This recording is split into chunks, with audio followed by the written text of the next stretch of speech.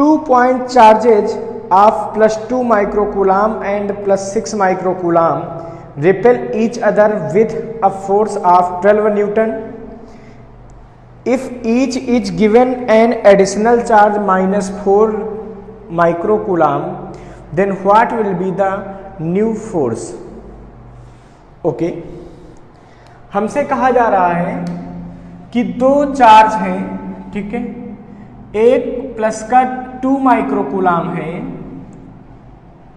और एक बच्चों 6 माइक्रोकूलाम, ठीक है, और इन दोनों के बीच की कुछ डिस्टेंस होगी, वो हमको नहीं दिया है।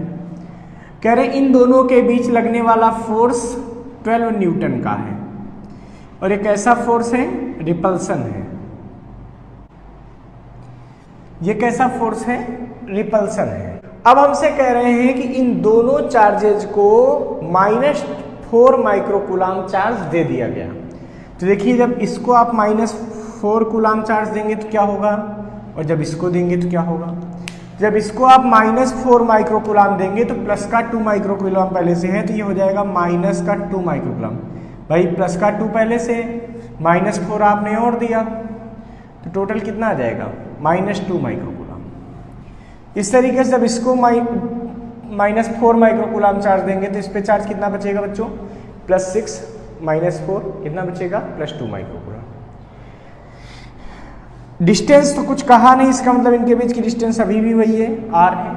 तो पूछा गया है कि अब फाइनली इनके बीच कितना फोर्स लगेगा।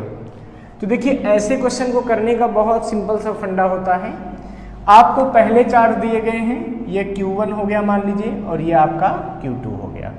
तो पहले फोर्स की आप इक्वेशन लगा लीजिए, क्या आएगा, K Q1 Q2 अपान r², क्योंकि दो चार्ज हैं, इनके बीच लगने वाला फोर्स कितना होगा, तो K Q1 Q2 अपान r²।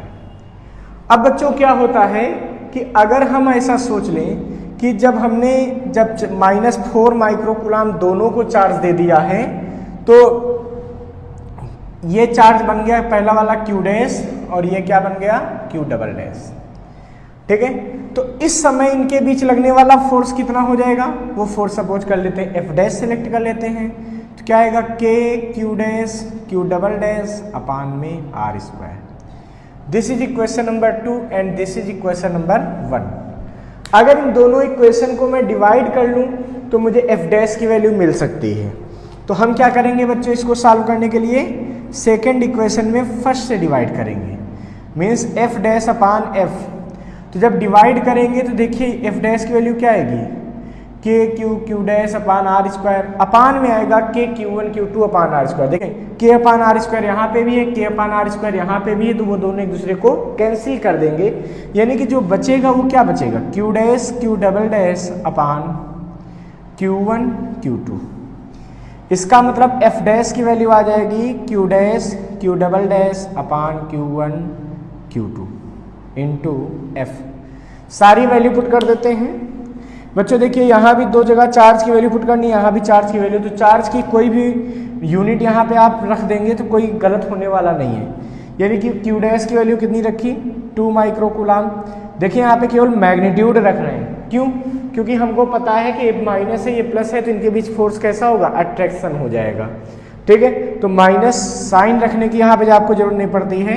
और Q डबल डैश कितना है, देखिए 2 माइक्रोकूलाम अपान Q1 कितना है बच्चों, 2 माइक्रोकूलाम इंटू Q2 ये कितना है, 6 माइक्रोकूलाम। जब और इंटू F की वैल्यू कितनी है, 12। देखिए सारे माइक्रोकूलाम कैंसिल हो गए, 2 4 जा, ये क्या बचेगा, 2 2 जा 4 और अपान में आएगा ये 12, यानी कि फाइनली बचेगा 12 इंटू 4 अपान में 12, ये कैंसिल हो जाएगा तो 4 Newton. So the final force acting between the charges will be 12 Newton and this will be attraction force। ये फोर्स कैसा होगा बच्चों, ये अट्रैक्शन फोर्स होगा, ठीक है।